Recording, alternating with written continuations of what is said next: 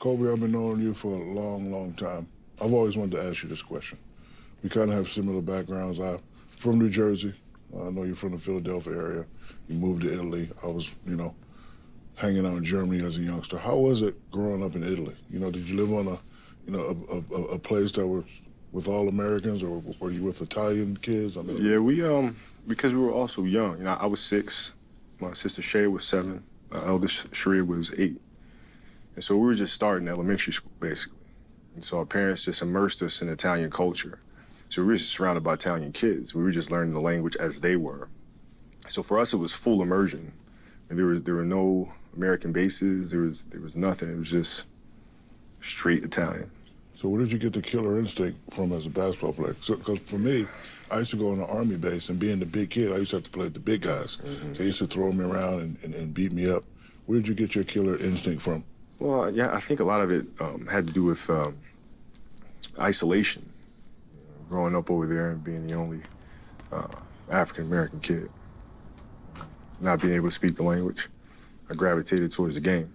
And in that game, you find a lot of, you find solace in the game.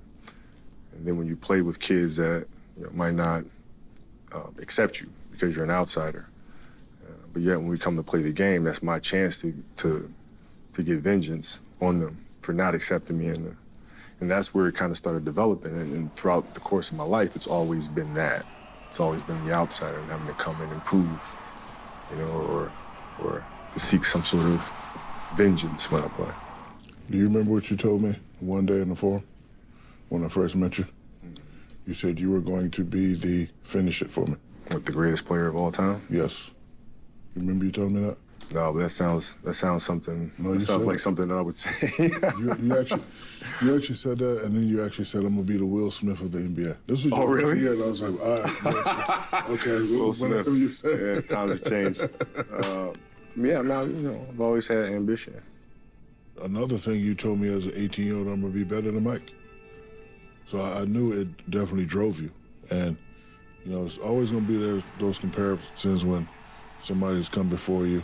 And you do some. I don't know if you patterned the game after him or not. I don't know if you watched him in high school, but there was a lot of similarities. But I know that day you passed up Michael Jordan, I know you was probably riding in your car like.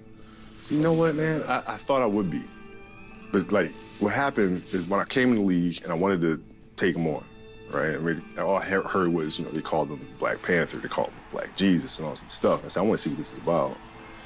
And, but what happened is that he wound up becoming a big brother to me. How you doing, man? I know where you're going. You gotta get up quick. If you knew where I was going, why you go for the fake?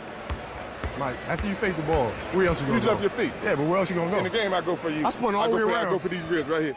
He saw something in me that reminded him a lot of himself when he was coming up. And he took me under his wing a lot and showed me a lot of things, taught me a lot of things, a lot of leadership things. Kobe Bryant passes the great Michael Jordan and moves into third on the NBA's all-time scoring list. So when I passed him up, I remember talking to him afterwards and saying, this is kind of, it's like he's still here. The information and the stuff that he's passed on to me, I'm breathing that spirit back into the game all over again, which is a lot of the reason why I try to do that now for the next generation, because he did that for me. Bill Russell did that for me, Jerry West, and all you guys, but Michael in particular. What most people don't know is our story goes back when I met you in Orlando. In Orlando. Right. You guys were playing the Pacers in the playoffs in '94, and I came to a game, and Penny back then was my role model, and I looked up to him quite a bit. I asked to take a picture with him. He kind of brushed me off. I remember that. Yeah, and I came to you, asked to take a picture, and you were like, "Yeah, come here, young fella. Yeah, where you from?" I remember that. And that's when it's the first time I met you. I don't know if you know this, but I was in Atlanta, still with the Orlando Magic. We get a call from Jerry West and my agent, 2 a.m. Me and Jerome, we out at the club. Jerry West says, I got what you want. At that time, I was asked for 150. I knew I wasn't gonna get 150, but Jerry got me 120. So he called me up to the room, and he put the piece of paper on the thing. And before I could sign, he stopped me. He said, let me tell you something. I just acquired this kid from Charlotte. You and him gonna get about 3 or 4 championships. I was like, who are you talking about? He said, Kobe Bryant. I was like, all right, cool. I wasn't worried about none of that. I was just trying to get to that 120 and trying to get to that 120. And that was the first time I I knew of your greatness. And then when you came in, you was 18, you was doing a lot. And I can remember one time in the 3-on-2 drill, you came down on Sean Rooks and you put up a bing, bing, bing, bing, bing. And Dale said, shh, Kobe, one day you're going to be a great player, but don't ever do that again. I had the opportunity, to play against guys like Shaq and Bryant, Scott, Eddie Jones, Ceballos, and it's been a great training camp so far. I'm really enjoying it, and I'm enjoying it to the fullest. One thing what I loved about you as an 18-year-old is you wanted it. A lot of guys on our team didn't want it, but you wanted it at a 18-year-old. And that's why in the Utah game, everybody talks about those air balls. I wasn't mad at you. Open Kobe Bryant for three, another air ball. He shoots back-to-back air balls, Jazz basketball. And that's why I was the first one to come grab you and say, hey, I know everybody's laughing and giggling now, but one day people will fear you at the end of the game. So I knew that about you as an 18-year-old. It was fun. I remember the first practice, we had Travis Knight on the team. And, you proceeded to just annihilate this kid. And, just from everything, from talking trash to him to, he was afraid to get on the bus. And one thing that I noticed about you from the jump was that you didn't respect people that you could bully. You didn't respect them, and you test them, and you'd see what they let you get away with, and you'd see if they would fold to that. And that was the first thing I observed about you, and that competitive fire that you had. And then it all started making sense to me. That's how I see him play with that rage when it comes out. And that's how I see guys, when he plays, they back away from him because they're afraid of him. They're afraid of that confrontation, that physicality. And then I remember you taking me down to Jerry's Deli. Back in the day, we had the big flip phones, you know what I mean? I didn't have one, though. You had one. You put it. I said, man, I didn't get one of those, man. That's pretty damn cool. You had the big joint and just hanging out with you, man. And you showing me the ropes from day one. Listen, I got beat up, I got hack and shack. I was tired, man. I ain't doing no work. I'm going home, I'm swimming. Me and Uncle Jerome, we sipping pina coladas, we eating burgers. My ass is in the gym 10 hours a day. One thing I know I got a kid that's gonna give me 40 whenever he wants to. Being swept out of the playoffs in May. 96 through 99 was a frustrating point. I don't know about, maybe a little bit for you, but for me, being one of the best bigs in the league and having that title of not winning one, I think it took toll on both of us. I wanted to get it, you wanted to get it. Well, I'm at a point in my life where individual honors don't mean much anymore.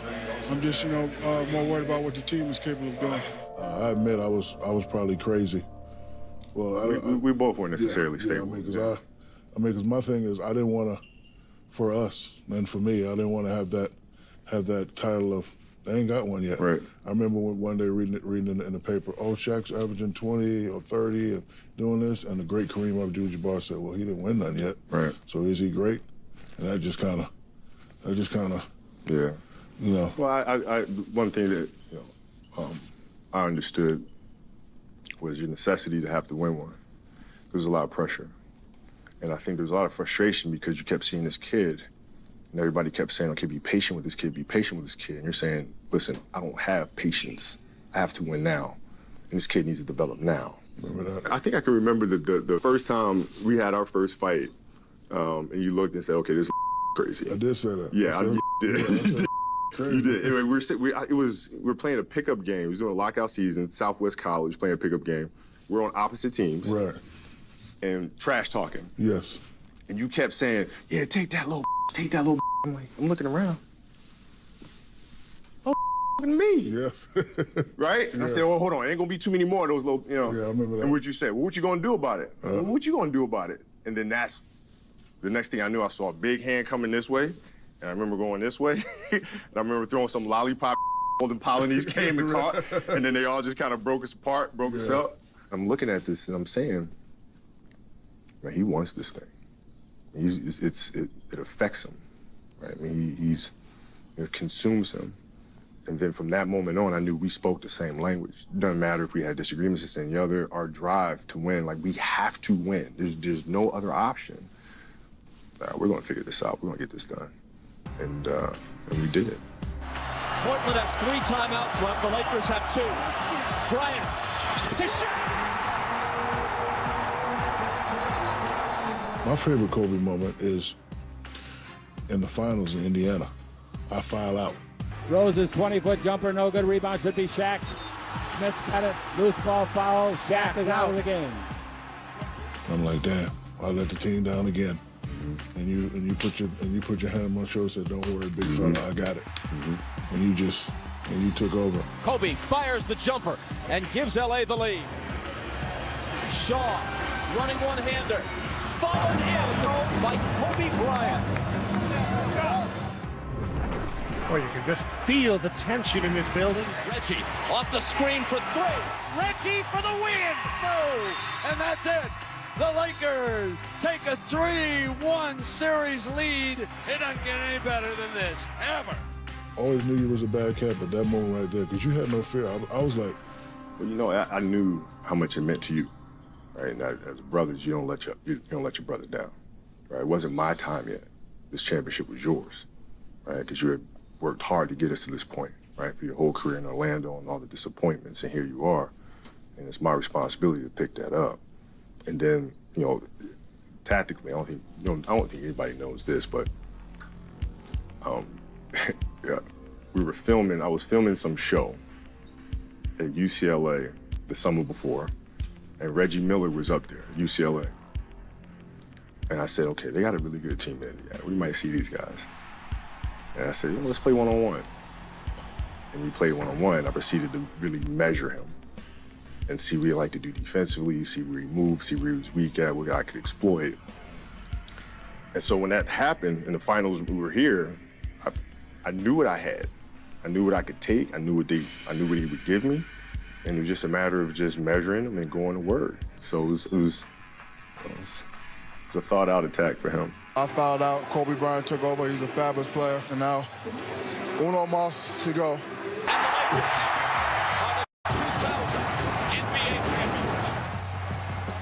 the Lakers are the 2000 NBA champions. This is it, fellas. You work all year long for it, man. Shaq the man, most dominant player in the world. Finally got one. Damn.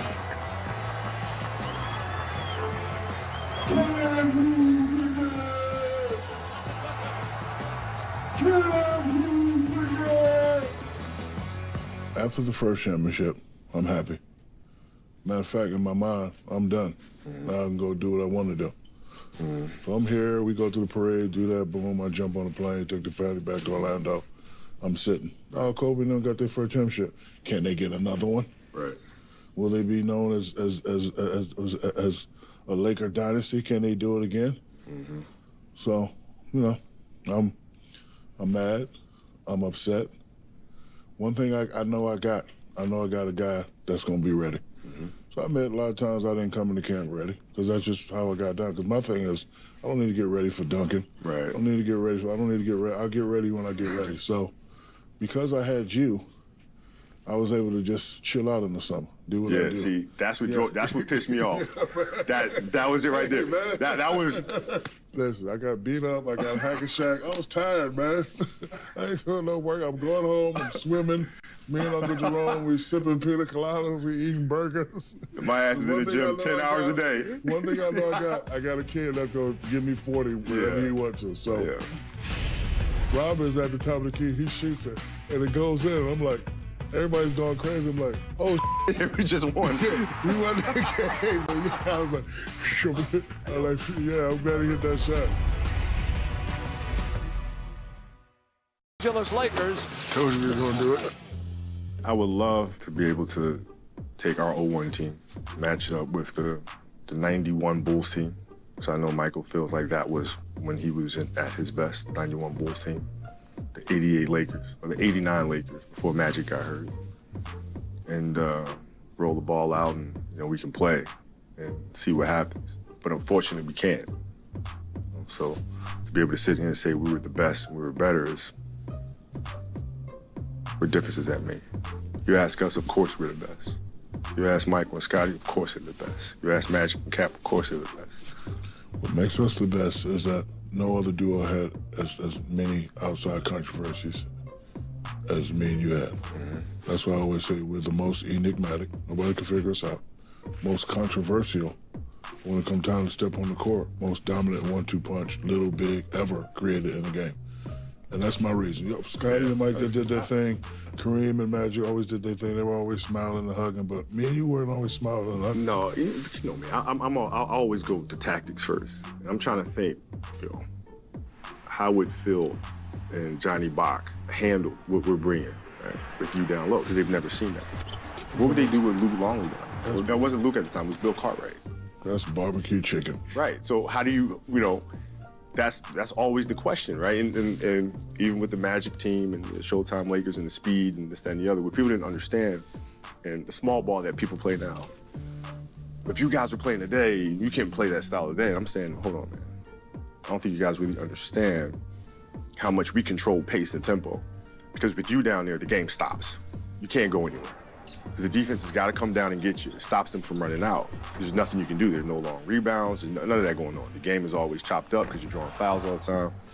And so I would love to see how they would deal with that. You remember playing against the Queens? I remember the game 4. 7 seconds. Bryant putting the move on Christie. Rebound O'Neal. Trying up short.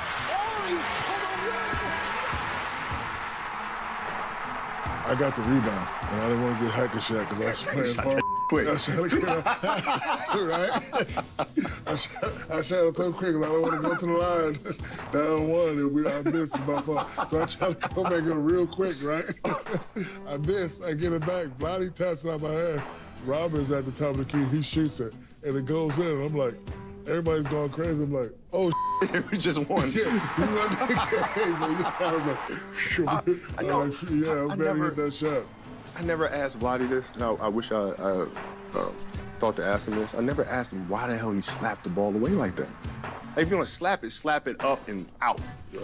Right? Put it up in the air. Like, he just smacked it out. And it was like a bounce pass. Yeah. But you shot that. You did. Yes, you did. You did. Go up there in Game 7, we win. And my favorite moment that we ever had was on the bus leaving the arena, leaving Arco Arena. What we do? When we got there, people were mooning us. Uh-huh. So after the game, all of us put our ass on the window and we mooned them. And the guy was like, and the guy was just looking at it. Thank God they have camera phones back then. I know, right? It would have been all bad. I remember that. That was my favorite moment, man. But I knew we were gonna win that game because I could see you over there bouncing up and down. And I'm saying, I gotta win the game. So I don't know if you noticed about me, but during the national anthem, I would always look at the other team and just see her make eye contact. So, on the land of the free. So I catch Vlade's eye, and Vlade does this. Looks down. I say, uh-oh. And then, well, the vibe of the... I catch this Stojakovic, he puts his head down and says, oh, we got this game. But the thing about us, we didn't give a damn. We were playing. We didn't care. We came in there like, we're coming here to kick y'all ass. Cowbells, all this bells and whistles, all this stuff's going on. It's better, actually. It was a great series. But yeah, I remember that story. They got to see a lot of different shades of the moon that night. Yes, they did. Yes, they did. All of us lined up, both sides of the bus. I knew what I said, and he knew what he said. You knew what you said. I said, okay, this is it. It's coming to a head. We're going to go in here. We're going to be grown men about it. We're going to fight it out. And then what comes out of it, comes out of it. You know, play myself back into it. And that's just how I got down. But that was only because I knew I had you. My 4th time in the finals, thanks to that man right over there.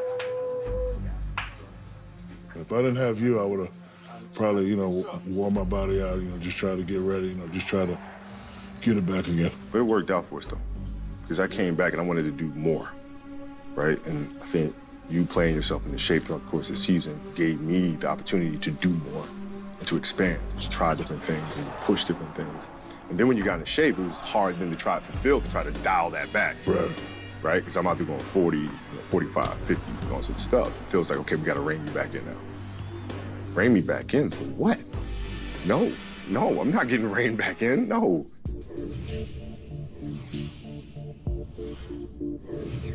I remember watching Crazy Jim Gray.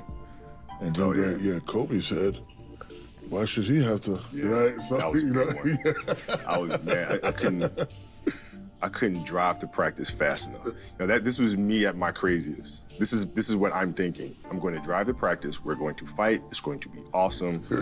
May get beat to a pulp, but God, you know what? It's going to be a good one. It's going to be a good one. And that's what I came to practice, completely expecting that to happen. And I think B. Shaw might have calmed everybody down. He was waiting. He was waiting.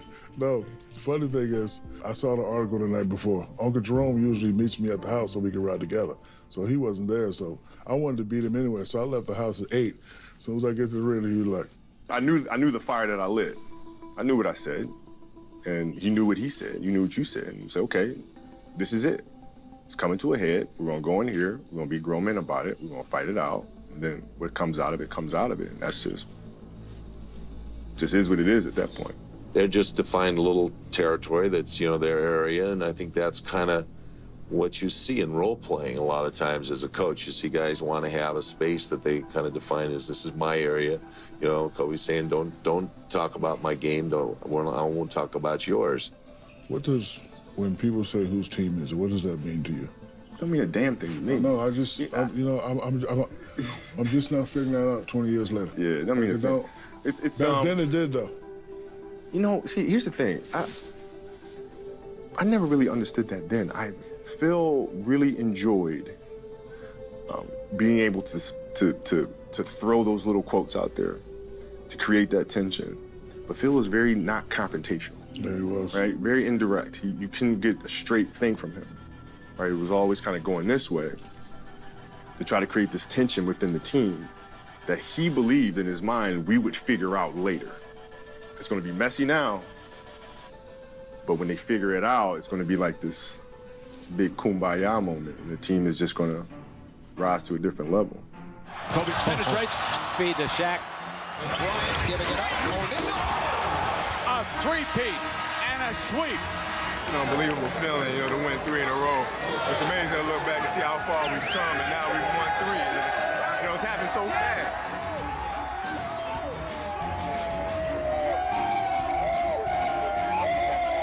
After the third one, now we can start working on 4. All the old pressures of they're not winning and that was gone. Fast forward a little bit. We come create a super team, Gary called, we make it back to the finals. Between the circles, snaps the pass to Rip. He'll step up, baseline left. The Pistons smash the Lakers in 5. On the Pistons thing, that's my fault because I didn't get us prepared to run our automatics. I didn't get Gary, I didn't get Carl, I didn't get the new guys on board enough to be able to execute properly. And we got to Detroit and it forced us to play our offense 94 feet and we weren't ready. And we couldn't do it. And everything just capitulated from there. And that sits with me. That sits with me because we should have won that. Easily. Yep. Ben Wallace guarding me. That's ridiculous. See, what they did, the whole strategy was move the pressure up. Yeah. If you move the pressure up, it takes away Shaquille as a threat because now they have to harbor the ball up the court with pressure on the perimeter. So now that forces Shaq up. So now if he has to catch the ball at the top of the key for our automatics, he's not in the paint. Now that takes up all the seconds, all the time in the world to be able to trap him. Now you got to swing it. Now you're running late on clock. You got to force up a shot. And that was their whole plan. And I could have done a better job in leading us to counter it, man. It sucks. The Detroit Pistons have just shocked the Los Angeles Lakers. The Lakers repeat back-to-back titles. The LA Lakers, the 2010 NBA champions. 5 of them. Do you think I was pissed when you got number 5? Of course you were. Oh, heated. I tore my house up. No doubt. I bet you did. No, I went crazy. Pistons smash the Lakers in 5. And for the Lakers, it truly will be the end of a particular era. For Kobe Bryant, the biggest of question marks, of course, for him. If you can remember, that summer, we were playing in Hawaii. And I think I was trying to get some new money. That's right. Right? That's right. And I had a nice little game in Hawaii, and I ran by the great Dr. Jerry Buss, and I was like, pay me. Pay me. So I kind of knew he was upset at that. So after the game in the finals, we lost. We had that team dinner. And he came in, and he sat by you and your lovely wife, Vanessa. He didn't say nothing to me. I said to myself, uh-oh. Writing's on the wall. I said to myself, uh-oh, I'm in trouble. So 2 days later, me and little Sharif and Mimi, we on the counter, Mulholland State, eating frosted flakes. And I hear Mitch Kopechek say, we will be taking inquiries on Shaq. I just dropped the ball still like, what? So I jumped in the car and I came down here to see Mitch. The cops was already waiting for him. Can't come in here, Shaq. He had the cops waiting for you, huh? Yeah, because he knew. Because I was coming out here to choke his ass. I was going to choke the air out of Mitch Kopechek. See, the thing about that is I didn't get any of that because we were looking for homes. Right. We were actually looking for homes in Chicago, researching schools, places to live. So that was true, you were going to go to the Bulls? Yeah. There was a story in ESPN, I think it was ESPN magazine, and they asked you a question about me and Penny. And you said that we're essentially the same. And I looked at that and I said, no, we're not. But I think you took that the wrong way because of all the misquotes and all the bad stuff. I probably did. And I probably used as motivation too. Yeah. Saying, listen, if this is the conversation, I don't want this conversation. When I retire, I don't want people to say, okay, he only won because of Shaq. As unfair as that is, Magic never won without Cap, right? Michael never won without Scotty. So, but here I am getting stuck with this argument, which is not fair, but yet this is the argument people will make, and I'm not okay with that. And so therefore I knew, okay, I gotta go.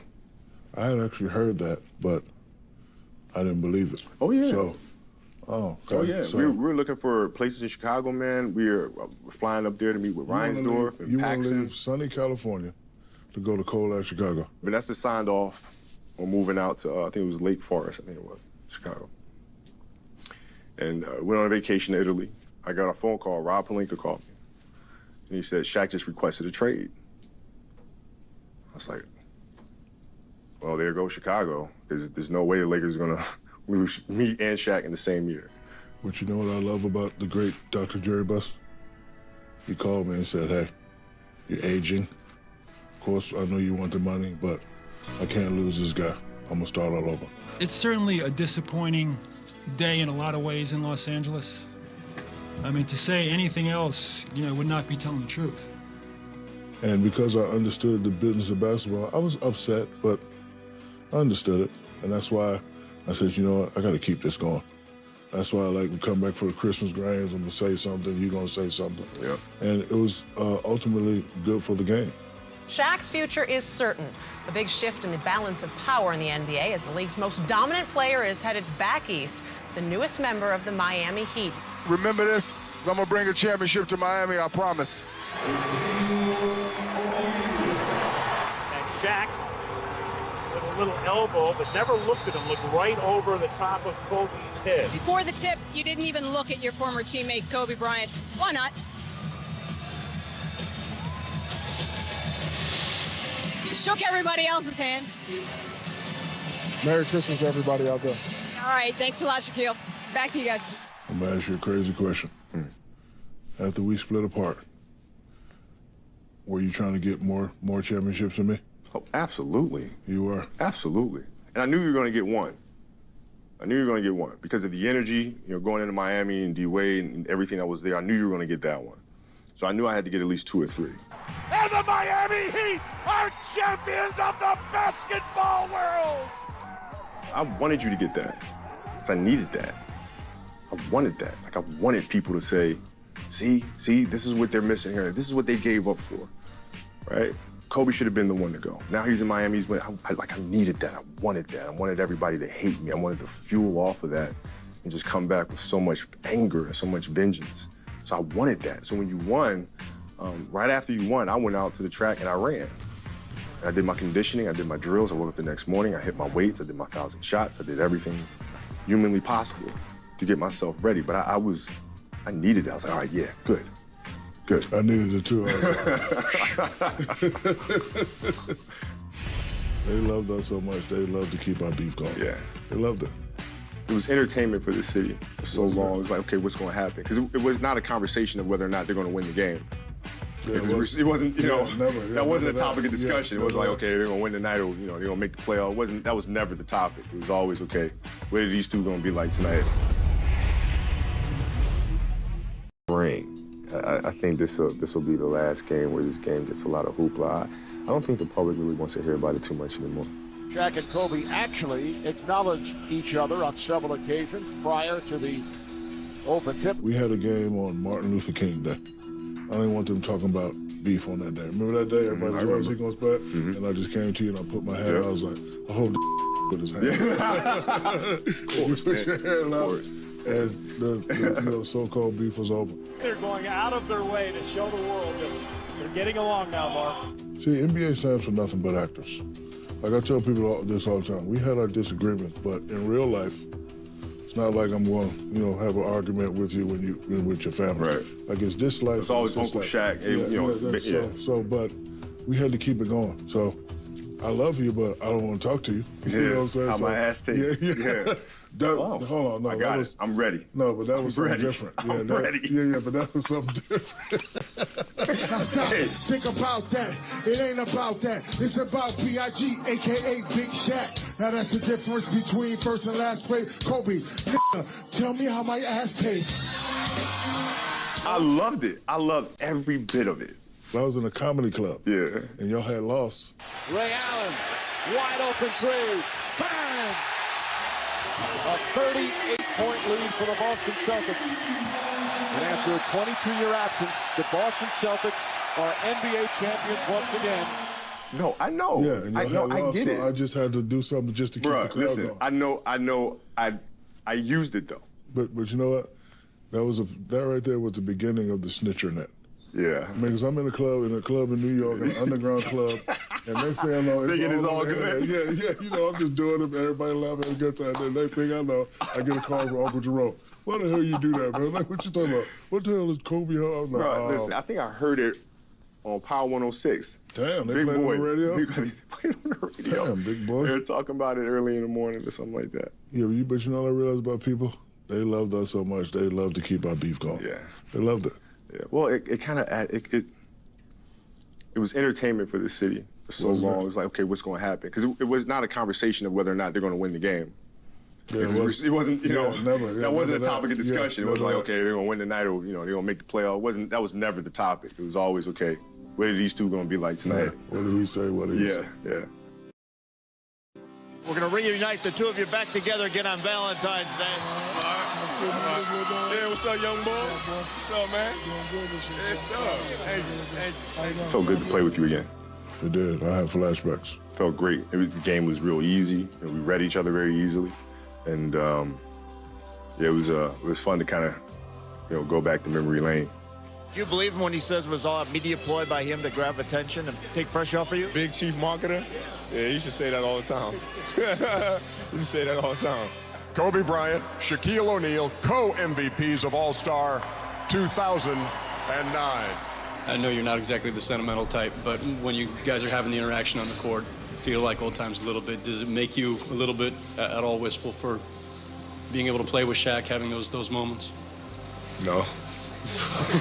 Shaq? No. But do you remember what you did during that game to make me realize I was with you all these years? No. You don't remember? Mm-mm. So we got the co-MVP. It's me, Sharif, and you standing on stage. And what'd you tell me to do? You told me to take the trophy home. That's right, I did. Remember that? I did. And I took it home and I gave it to Sharif. Yeah. And I realized then, I was like, I think I may have messed something up. Because a lot of times that our beef was going on, you know me, I'm the master marketer. About 60% of the time, I would just say it just to keep it going. But like when you did that, when you didn't have to do that, because you know usually they take it and they mail it, but you like Shaq, you know Sharif loves you. So you know, so here you go, Sharif, and you gave him the trophy. I just said to myself down, I was like, luckily I won 3 out of 4 with this guy, but I was to this guy, so I owe you an apology. I'm gonna give you an apology, but we ain't gonna be doing all that crying. But thank you for that moment because Sharif loved that moment. That was the first time I was able, to give him something. He was there, I was going through a lot at that time, and he loved you for it. I love you for that moment. So thank you for that moment. Thank you. Couldn't have been scripted any better. Maybe my last one. If it is, it'll be a hell of a DVD. All-Star game is over. Now it's time to get back down to business. See if we can't get that championship. Bryant looks inside, finds Gasol. Gasol, count it, and a foul. It's official. The Lakers are NBA champions once again. LA wins the 2009 NBA title. This team is going to be around, and they're going to have to be dealt with for years to come. For me, it was kind of the perfect series, playing the Celtics, them beating us in 08, and then having 5. I mean, we joke about that a lot, but the most important thing was beating the Celtics because of everything that they meant to this organization. And it was a tough series for me. Most people don't know this, but I had a bone spur in my ankle. And then a couple of games in Boston, I had to leave the game, go back in the locker room and get it injected because I could barely walk. And I had a broken finger that I was playing with. I had a cast on my right finger. And then I was having to deal with Garnett, Pierce, Ray Allen, Rondo, Rasheed Watt, I mean, all these guys. And trying to figure out how to get through that series. And so it was a big relief to win. First and foremost, it was a relief to win and get out of that series alive. If I lost 2 to the Celtics, man, I've been miserable. The Lakers repeat back-to-back titles. The LA Lakers, the 2010 NBA champions. 5 rings. 5 of them. Do you think I was pissed when you got number 5? Of course you were. Oh, no doubt. I told my house up. No doubt. I bet you did. No, I went crazy. Because when I got 4, you got 4, I was like, hey, I got 4, he got 4, let's straight. When you got that 5th one, and then hold on, you said, I just wanted to get one more. Absolutely. Absolutely. TVs. Yeah. And I said, you know what? There ain't nothing he can do about it either. We know what it means as a team, but what about individually for you? Just got one more to Shaq.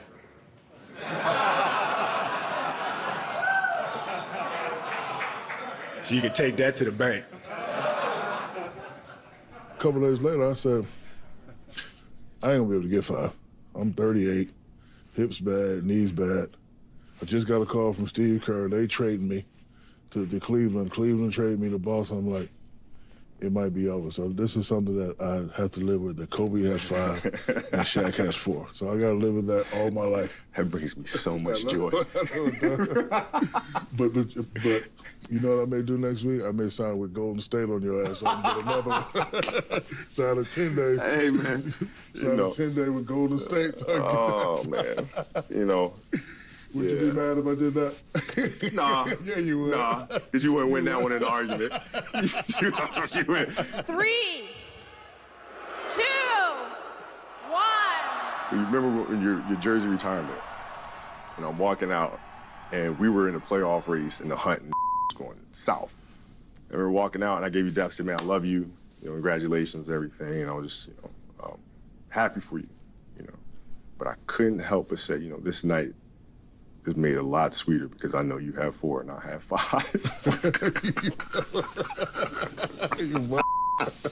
God, I don't want to do this anymore.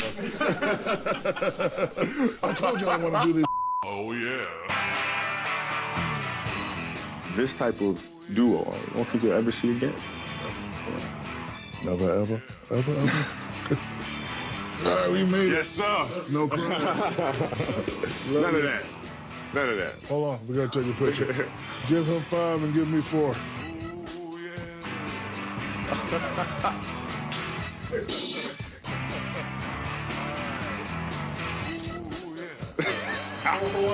Can you get them all in the picture?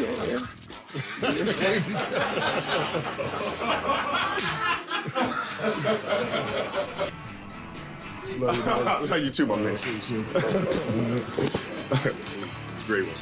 Thank you, guys. Thank you. Still sitting. Joe. That's hilarious. I must have been a crazy. It was this one. It was yeah, I missed me by inches. By inches. What the hell was I thinking?